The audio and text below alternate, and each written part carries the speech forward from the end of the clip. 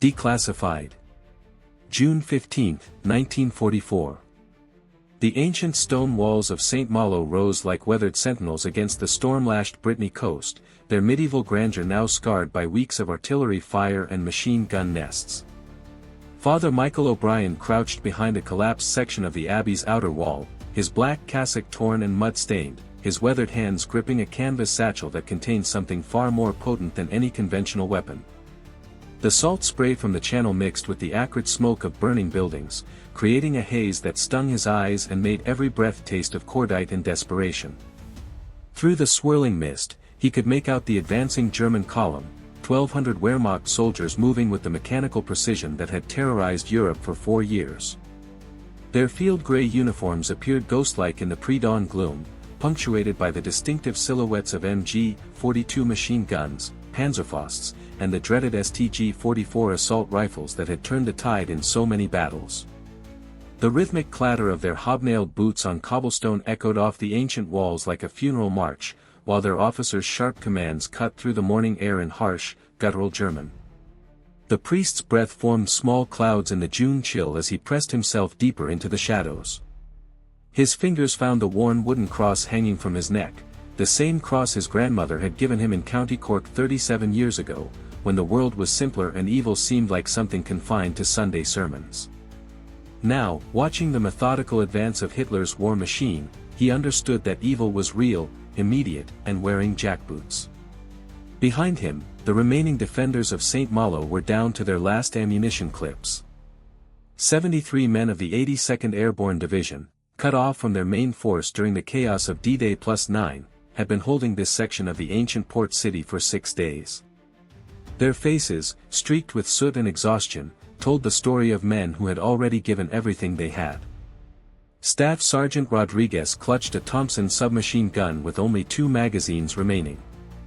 Private Johnson wrapped a makeshift bandage around his left arm, blood seeping through the dirty fabric. Corporal Williams stared at the advancing enemy through the scope of his M1 Garand, his finger trembling slightly on the trigger. The tactical situation was impossible by any military standard. 1,200 enemy troops against 73 exhausted paratroopers. No artillery support. No air cover. No chance of reinforcement for at least 18 hours, assuming the radio operator's frantic calls for help had even reached Allied command through the atmospheric interference that had plagued communications all week. The German force included elements of the battle-hardened 352nd Infantry Division, veterans of the Russian front who had perfected the art of urban warfare in the rubble of Stalingrad and the forests of the Eastern Front. What hope could one Irish priest possibly offer against such overwhelming odds? What could holy water and prayer accomplish when bullets and grenades had failed? How could faith move mountains when those mountains were armed with Schmeisser submachine guns and supported by 88mm mortars that had been systematically reducing the defenders' positions to rubble for the past 3 days? The Germans advanced in textbook formation, lead squads with automatic weapons, followed by rifle teams, with heavy weapons crews positioning themselves to provide covering fire for the final assault. Their young faces showed the confidence of soldiers who had conquered Poland in 27 days, France in 6 weeks, and come within sight of Moscow before winter stopped them. They had faced British commandos, Soviet Guards divisions, and American Rangers. What could 73 trapped paratroopers do that entire armies had failed to accomplish? Father O'Brien adjusted the leather strap of his satchel and whispered a prayer in Gaelic, the language of his childhood, the words his mother had taught him when storms threatened their small fishing village. But this storm carried rifles instead of rain, and the only shelter available was the ingenuity that had sustained the Irish through 8 centuries of occupation, rebellion, and survival against impossible odds. The priest had been thinking about this moment for 3 days, ever since the German encirclement had made their situation hopeless. 3 days of watching good men die while he administered last rites and tried to offer comfort with words that seemed increasingly inadequate against the reality of high-explosive shells and machine gun fire. 3 days of remembering his grandfather's stories about the old ways, the clever tricks that had helped his people survive when conventional resistance would have meant annihilation. As the German column reached the first checkpoint they had abandoned yesterday, Father O'Brien made his final preparations. In 9 hours, this would all be over. The question was whether those hours would end with the surrender of St. Malo or something that no military manual had ever anticipated. Whether faith could indeed move mountains, or at least convince 1,200 enemy soldiers that they were facing something beyond their comprehension and training. Michael Patrick O'Brien had been born in the fishing village of Dingle on Ireland's western coast in 1907, when the British Empire still ruled the waves and young men dreamed of adventure beyond the grey Atlantic horizon. His father, Seamus O'Brien, owned 3 fishing boats and employed a dozen men who hauled nets full of cod and mackerel from waters that had fed Irish families for 1,000 years. His mother, Bridget, taught in the village school and filled young Michael's head with stories of saints and scholars, of a time when Irish monks had preserved learning while the rest of Europe stumbled through the Dark Ages. The O'Brien household sat on a hill overlooking Dingle Bay, a stone cottage with walls 3 feet thick that had weathered centuries of Atlantic storms. Michael grew up helping his father repair nets, learning to read weather patterns in cloud formations, and understanding that survival often depended on outwitting forces far larger than yourself. The fishing boats that returned home safely weren't always the biggest or strongest, they were the ones whose captains could think 3 moves ahead of the storm. In school, Michael excelled in mathematics and history, but his real talent lay in understanding how things worked. He could repair the temperamental engines that powered the fishing boats when the village mechanic had given up. He rigged pulley systems that allowed his father's crews to handle nets twice as heavy as their competitors managed. By age 16, he had modified the cooling system on their main boat's engine so efficiently that it could run 12 hours longer than any other vessel in the harbor.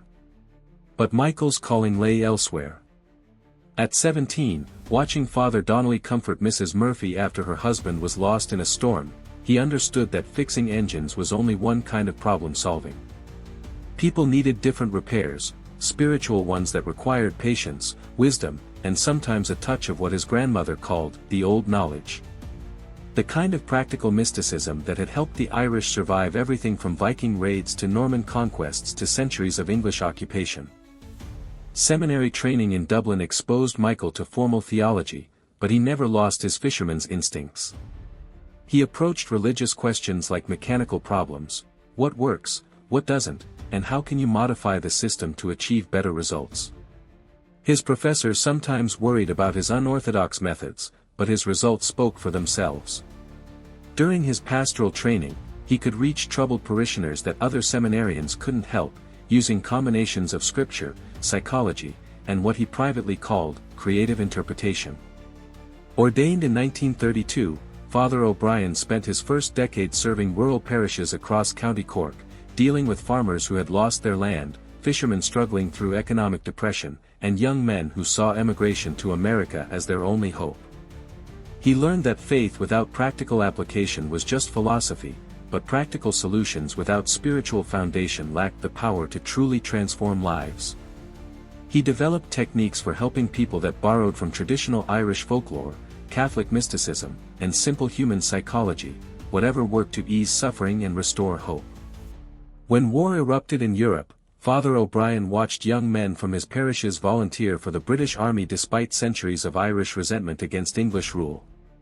Hitler's evil transcended old grievances. By 1942, convinced that this war required every man of conscience to choose sides, he shocked his bishop by requesting transfer to serve as a military chaplain with Allied forces. The church hierarchy initially resisted. Irish neutrality was official policy, but Father O'Brien's reputation for solving impossible problems had reached influential ears. His training as a military chaplain took place in Scotland during the brutal winter of 1942–43. While other chaplains focused on theological preparation, Father O'Brien spent his free time learning about explosives, communications equipment, and battlefield medicine. If he was going to serve soldiers in combat, he reasoned, he should understand their tools and challenges as thoroughly as he understood Scripture. He befriended demolitions experts, radio operators, and medics, asking endless questions about how their equipment functioned and how it could be modified for unusual situations. The 82nd Airborne Division chaplain position opened in early 1943, and Father O'Brien's combination of theological training and practical skills made him an ideal candidate. Paratroopers faced unique challenges, they were often cut off from support, forced to improvise with limited resources, and required to solve problems that conventional forces never encountered. His commanding officer, Colonel James Gavin, appreciated chaplains who could adapt to unconventional situations and provide more than just spiritual comfort. Training for airborne operations pushed the 47-year-old priest to physical limits he hadn't tested since his fishing boat days. Jump school at Fort Benning nearly broke him, 5 practice jumps from transport aircraft, landing in Georgia pine forests that reminded him nothing of Irish meadows. But he learned to pack his own parachute, to land without injury, and to function effectively in the chaotic aftermath of an airborne assault. More importantly, he learned to think like a paratrooper, isolated, resourceful, and willing to attempt solutions that conventional forces would never consider. D-Day had scattered the 82nd across the Normandy countryside like seeds in a storm. Father O'Brien landed 3 miles from his designated drop zone, spent 2 days evading German patrols while gathering scattered paratroopers, and eventually linked up with the mixed group of 73 men who had somehow fought their way to St. Malo. Their original mission, securing a crossroads 15 miles inland, became irrelevant when German counterattacks cut them off from the main Allied advance. St. Malo presented problems that no amount of military training had anticipated. The medieval city's narrow streets channeled attacking forces into killing zones where defenders could hold superior numbers almost indefinitely, assuming they had ammunition and supplies. But the German response was methodical and patient. They had surrounded the city, cut off all supply routes, and begun systematically reducing Allied positions with artillery fire and infantry probes. Time favored the attackers, who could afford to wait while the defenders' ammunition dwindled and exhaustion took its toll. For 6 days, Father O'Brien had watched his men perform miracles of courage and tactical skill. Sergeant Rodriguez had held a critical intersection for 18 hours with nothing but a rifle and 4 grenades, falling back only when his position became completely untenable. Private Johnson had crawled 300 yards through enemy-controlled territory to retrieve ammunition from a destroyed supply depot, returning with enough bullets to sustain the defense for another day. Corporal Williams had improvised explosive devices from German ordnance that failed to detonate, creating booby traps that slowed enemy advances and bought precious time. But courage and skill could only accomplish so much against 1,200 well-equipped professional soldiers who controlled the initiative. The German commanders were competent, experienced, and patient. They had faced desperate last stands before, in Russia and North Africa, and understood how to grind down isolated defenders through attrition. Each probe revealed Allied positions, each artillery barrage reduced their defensive capabilities, and each hour brought the inevitable conclusion closer. The breakthrough in Father O'Brien's thinking came while administering last rites to Private Morrison, a 19-year-old from Nebraska who had taken shrapnel from an 88mm shell. As Morrison whispered about wanting to see his family's farm one more time, the priest found himself remembering stories his grandfather had told about the Fenian raids of the 1860s, how small groups of Irish revolutionaries had used misdirection and psychological warfare to tie down vastly superior British forces. They didn't fight the war the enemy expected, his grandfather had explained. When you can't win with bullets, you win with their imagination. The idea that began forming in Father O'Brien's mind seemed absurd by conventional military standards. But desperation had a way of making the absurd seem reasonable, and paratroopers were already expected to attempt missions that regular infantry would consider impossible. The trick would be convincing 1,200 enemy soldiers that they were facing something beyond conventional military resistance, something that challenged their understanding of how warfare functioned. German soldiers were rational, well-trained, and disciplined. They had conquered most of Europe through superior tactics, equipment, and organization. But they were also human, susceptible to fear and confusion when confronted with situations that their training hadn't anticipated. The key was creating circumstances that forced them to question their own perceptions and react to threats that existed primarily in their imagination. Father O'Brien spent the 7th night of the siege preparing his equipment and refining his plan. The satchel he carried contained materials that most military commanders would have dismissed as useless: bottles of water blessed according to ancient Irish traditions, containers of salt consecrated using rituals that predated Christianity, and preparations created according to formulas his grandmother had taught him for keeping evil at bay. But the priest understood that the power of these materials lay not in supernatural properties but in their psychological effect on observers who didn't understand their true nature. The technique he planned to employ had worked for Irish resistance fighters facing English armies, for Native American warriors confronting superior firepower, and for countless other outnumbered defenders who had discovered that winning didn't always require defeating the enemy in direct combat. Sometimes victory meant convincing the enemy that continuing the fight would cost more than they were willing to pay, or that the resistance they faced operated according to rules they didn't understand and couldn't counter. As dawn approached on the 8th day of the siege, Father O'Brien made his final preparations. The German assault would begin within the hour. Intelligence gathered from intercepted radio communications had revealed their exact timing and approach routes. 1,200 soldiers against 73 exhausted defenders.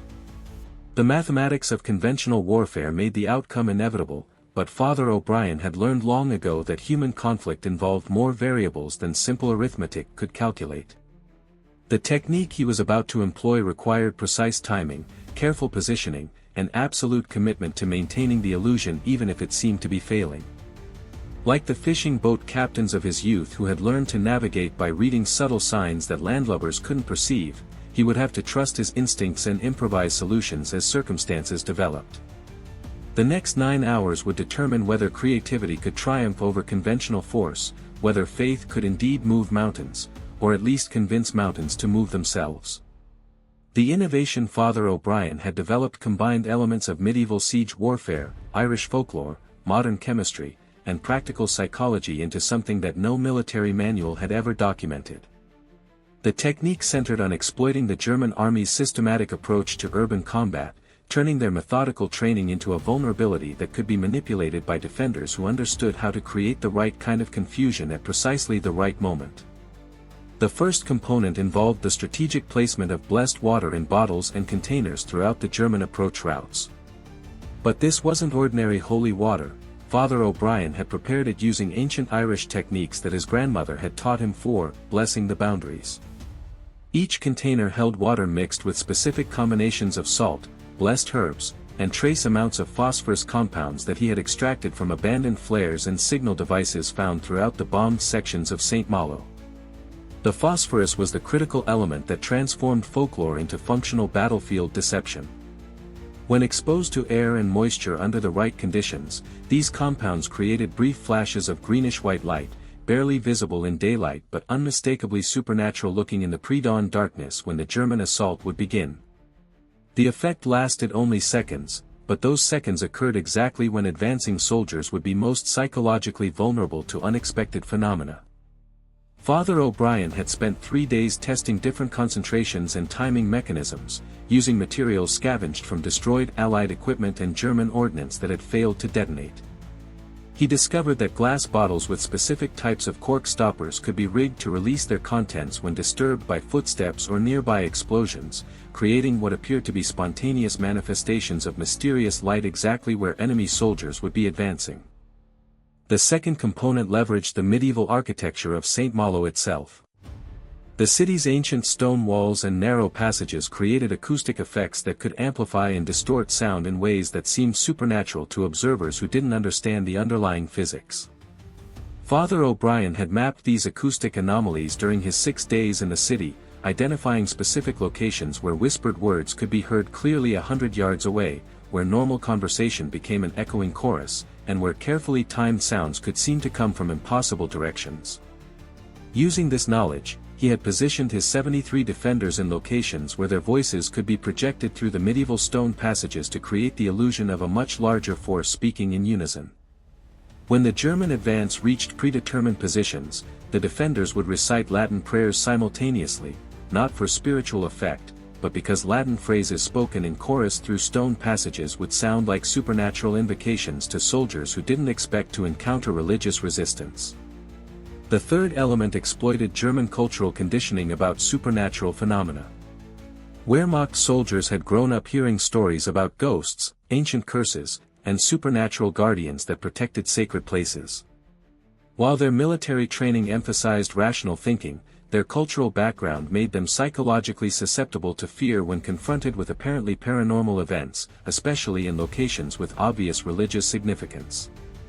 Father O'Brien had studied captured German documents and interrogation reports that revealed how enemy soldiers reacted to unexplained phenomena. Seasoned veterans who had faced Soviet political officers and British commandos without flinching could become paralyzed by encounters that seemed to involve supernatural forces. The key was creating a sequence of events that escalated logically from mildly strange to completely inexplicable, forcing rational minds to consider irrational explanations. The materials required for this psychological operation had been scavenged entirely from the battlefield debris scattered throughout St. Malo. Broken flares provided phosphorus compounds. Shattered bottles and containers from destroyed supply depots became delivery mechanisms. Damaged radio equipment contributed wire and small electrical components that could create sparks and unusual sounds when triggered by tripwires. Even the religious elements, holy water, blessed salt, consecrated herbs, came from the supplies Father O'Brien had carried since D-Day, originally intended for administering sacraments to wounded soldiers.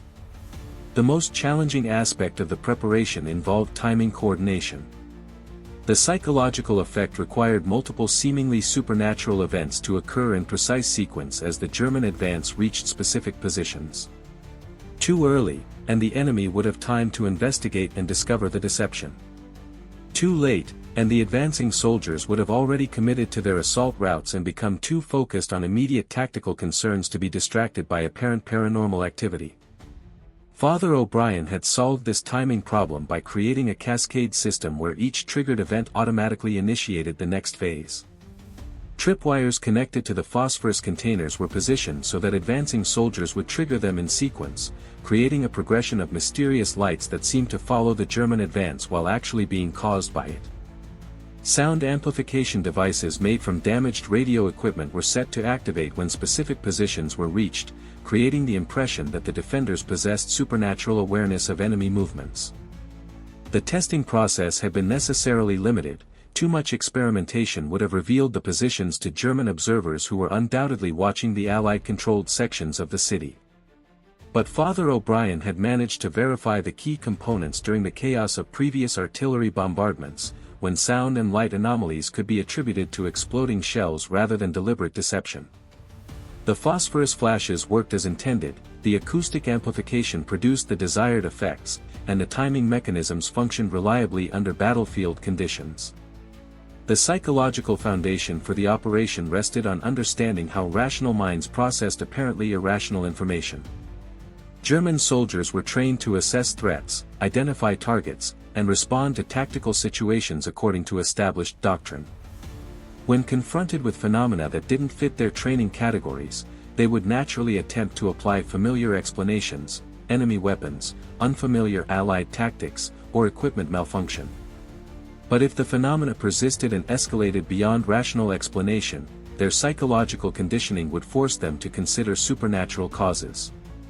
The brilliance of Father O'Brien's approach lay in its systematic escalation. The first phase would create minor anomalies that could be dismissed as battlefield confusion, strange lights, unusual sounds, possibly equipment malfunction. The second phase would introduce coordinated phenomena that seemed to respond to German movements in ways that ruled out coincidence. The third phase would culminate in apparently supernatural manifestations that challenged the fundamental assumptions about how warfare functioned. Command approval for this unconventional operation had come only after Father O'Brien demonstrated the technique's basic components to Staff Sergeant Rodriguez and Corporal Williams. Both men had initially dismissed the plan as the desperate fantasy of a chaplain who had spent too much time reading religious texts. But the small-scale demonstrations convinced them that the deception could work, at least temporarily, and temporary was all they needed to create opportunities for conventional counterattacks. The final preparations involved positioning the 73 defenders in locations where they could maximize both the psychological effect and their tactical response options. Each man understood his role in creating the illusion while remaining ready to exploit whatever confusion resulted. Ammunition was redistributed to provide maximum firepower for the brief window when enemy forces might be disorganized by apparent supernatural resistance. As the German assault began, Father O'Brien checked his watch and whispered a final prayer, not for divine intervention, but for the precise timing and steady nerves that would make human ingenuity triumph over superior firepower. The next 9 hours would test whether one Irish priest's understanding of psychology, physics, and folklore could accomplish what conventional military tactics had failed to achieve. June 15, 1944, 0530 hours. The German assault on St. Malo began with the methodical precision that had characterized Wehrmacht operations from Poland to the gates of Moscow. Hauptmann Friedrich Müller led the first wave, 200 infantry soldiers advancing in textbook formation through the narrow streets that led to the Allied defensive positions. Behind them, additional waves totaling 1,000 more men waited for the signal to exploit whatever breaches the initial assault created. The morning mist hung low between the medieval stone buildings, reducing visibility to 50 meters and muffling the sound of hobnailed boots on ancient cobblestones. Müller checked his watch, 0532 hours, exactly on schedule. The preliminary artillery barrage had ended 3 minutes ago, and his men were advancing through the smoke and debris toward positions that Allied resistance had held for 7 impossible days. Intelligence estimated 73 enemy paratroopers, nearly out of ammunition, with no hope of reinforcement or resupply.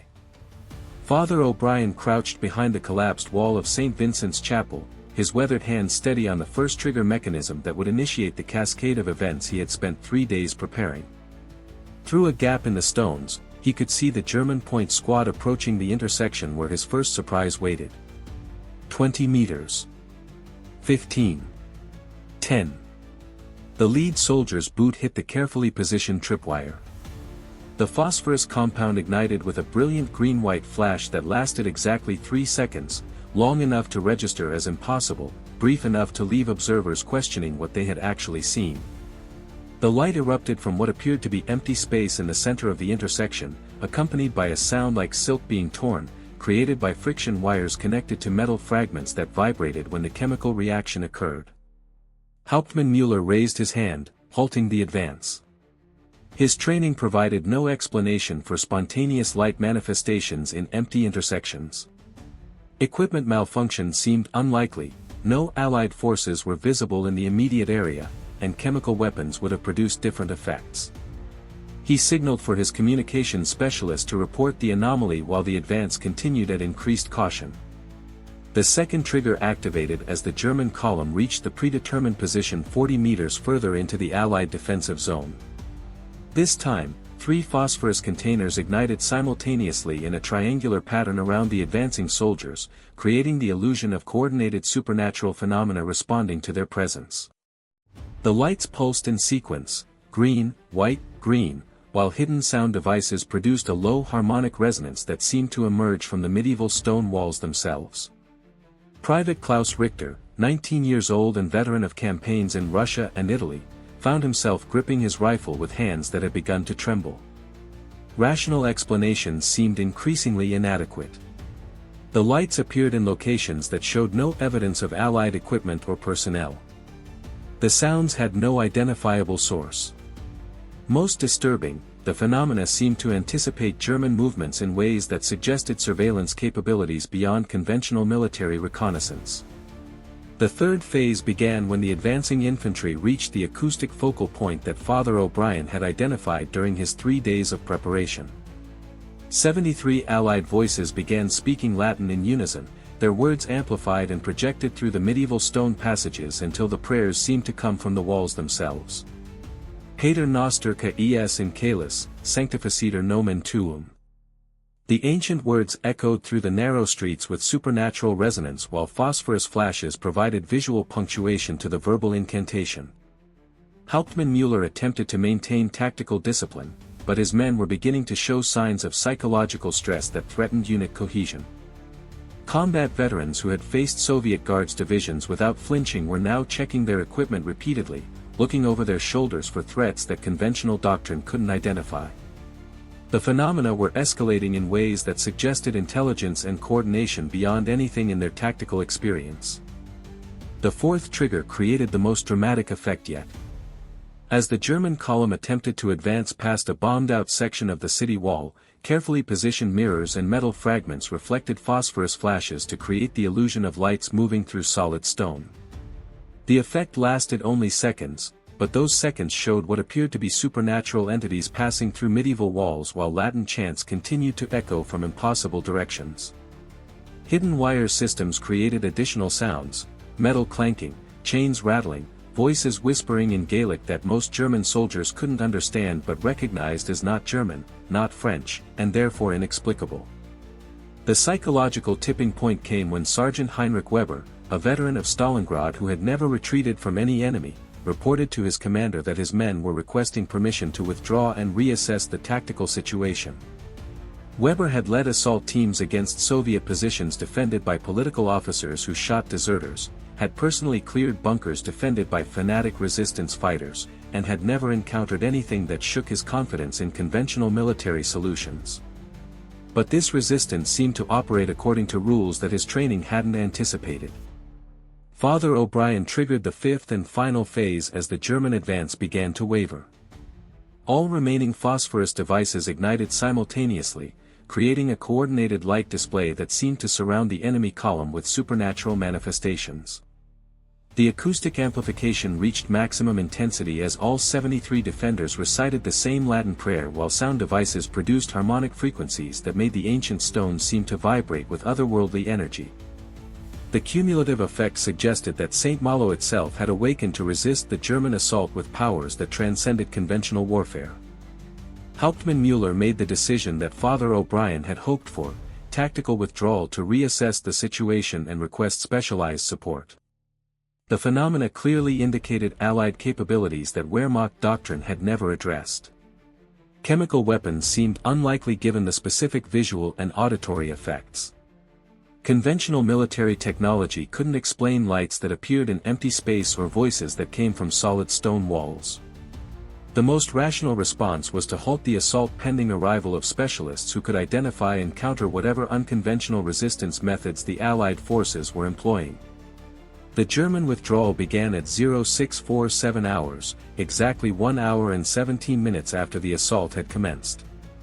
What should have been a routine elimination of isolated enemy forces had become an encounter with apparently supernatural resistance that challenged fundamental assumptions about how warfare functioned.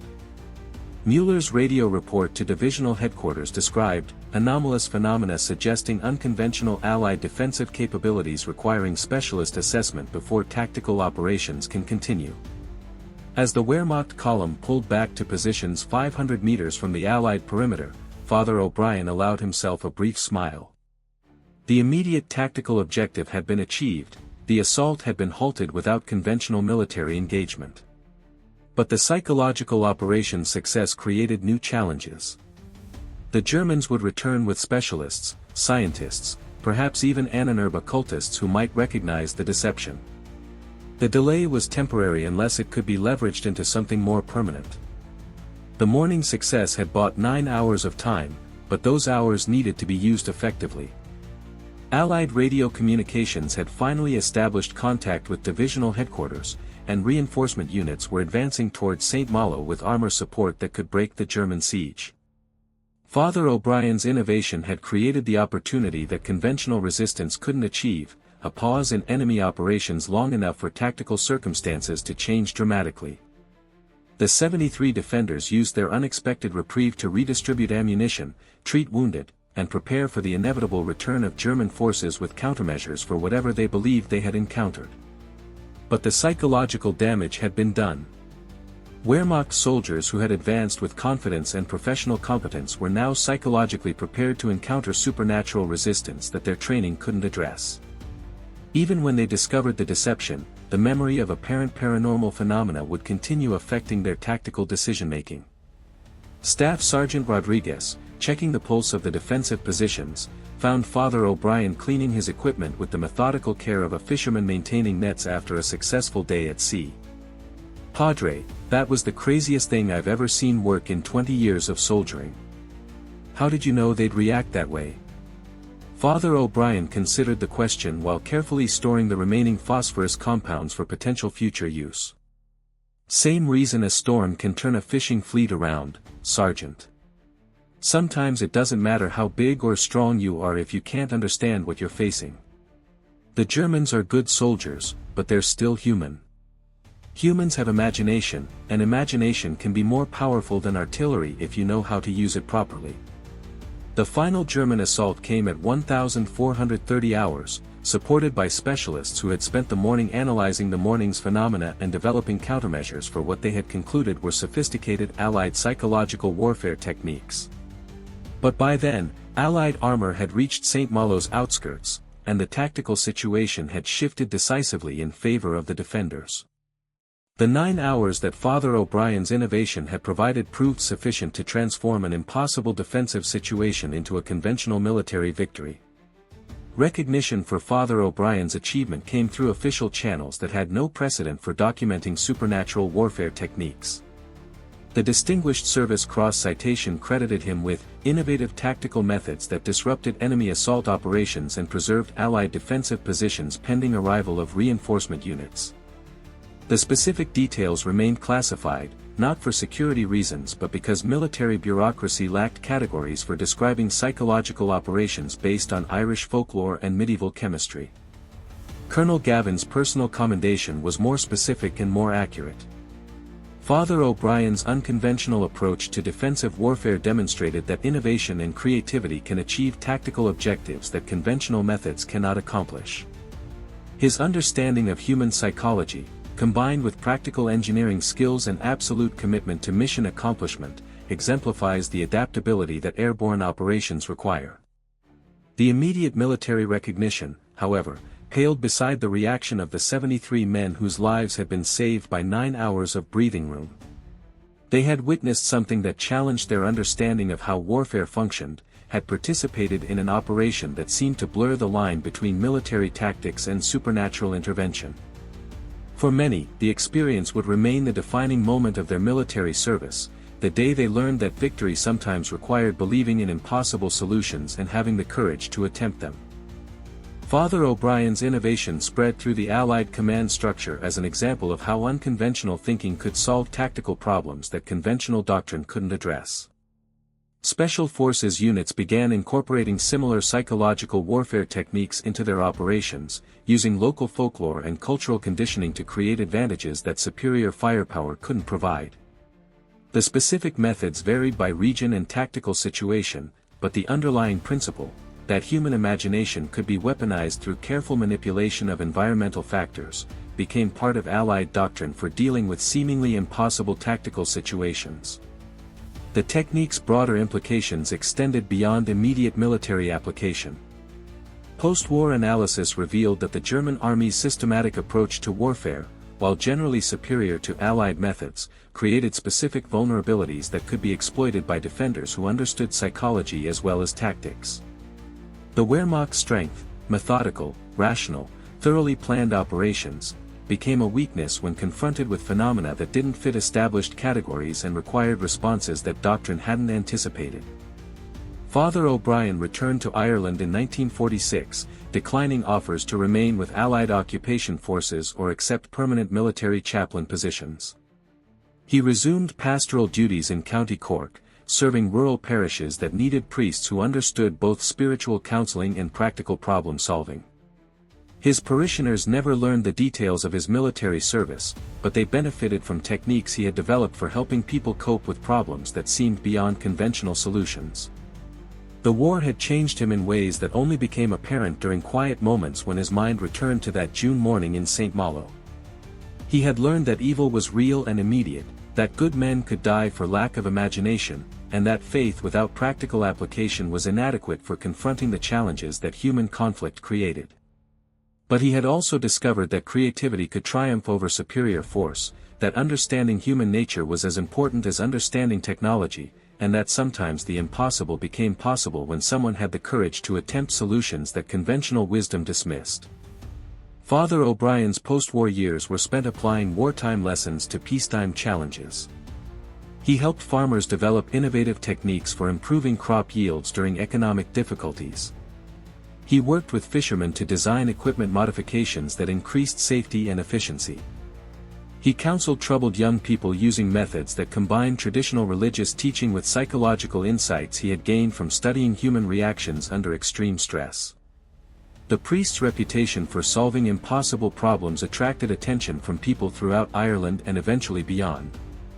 Letters arrived from former paratroopers facing civilian challenges that seemed insurmountable, from military historians studying unconventional warfare techniques, and from researchers investigating the intersection of psychology and tactical innovation. He answered each inquiry with the same practical approach he had brought to defending St. Malo: what works, what doesn't, and how can available resources be combined to achieve objectives that seem impossible. Father Michael O'Brien died peacefully in 1987 at age 79, serving Mass at St. Brendan's Church in Dingle, the same parish where he had been baptized 80 years earlier. His funeral drew former paratroopers from across America and Europe, men now in their 60s who had never forgotten the Irish priest who had saved their lives with holy water, Latin prayers, and an understanding of human nature that transcended conventional military training. The memorial service included readings from both the Bible and captured German documents that described the supernatural resistance encountered at St. Malo on June 15, 1944. Colonel Gavin, now retired, delivered the eulogy that placed Father O'Brien's achievement in its proper context. He proved that victory sometimes requires looking beyond conventional solutions and having the faith to attempt methods that textbooks never taught. His legacy reminds us that human conflict involves more than firepower and tactics. It requires understanding how imagination and courage can transform impossible situations into extraordinary achievements. Modern military doctrine includes psychological warfare techniques that trace their origins to Father O'Brien's improvised defense of St. Malo. Special operations forces study the engagement as an example of how cultural conditioning and environmental manipulation can create tactical advantages that conventional superiority cannot overcome. The specific methods have evolved with technology and changing cultural factors, but the underlying principle remains constant: understanding human nature is as important as understanding weapons systems. The United States Army Chaplain School includes Father O'Brien's story in courses on innovative problem-solving and unconventional thinking under extreme circumstances. Military historians cite St. Malo as evidence that tactical innovation often comes from individuals who combine specialized knowledge with willingness to attempt solutions that established doctrine considers inappropriate or impossible. The case demonstrates how desperate circumstances can reveal possibilities that conventional thinking overlooks. Father O'Brien's personal effects, donated to the Irish Military Museum after his death, include detailed notes describing the psychological and technical aspects of his St. Malo innovation. These documents reveal the careful planning and systematic approach that made apparent supernatural phenomena into effective military tactics. The notes also show his continued interest in applying wartime lessons to peacetime challenges, developing techniques for helping people solve problems that seemed beyond conventional solutions. The ultimate lesson of Father O'Brien's achievement extends beyond military history into broader questions about human potential and creative problem-solving. His success at St. Malo demonstrated that innovation often emerges from combining disparate knowledge bases, in his case, Irish folklore, Catholic theology, chemical engineering, and practical psychology, into solutions that no single discipline could have created. The technique worked because it addressed human nature rather than just tactical circumstances. The 1,200 German soldiers who retreated from St. Malo on June 15, 1944, never learned that their defeat came from phosphorus compounds, acoustic amplification, and carefully coordinated psychological manipulation rather than supernatural intervention. For them, the experience remained an encounter with forces that transcended their understanding of how warfare functioned. The memory influenced their approach to subsequent combat operations, creating a psychological vulnerability that affected their effectiveness long after the immediate tactical situation had been resolved. St. Malo stands today as a monument to both medieval architecture and modern innovation. The ancient stone walls that amplified Father O'Brien's acoustic deception have been restored to their original condition, and tourists walk through streets where Wehrmacht soldiers once retreated from apparent supernatural resistance.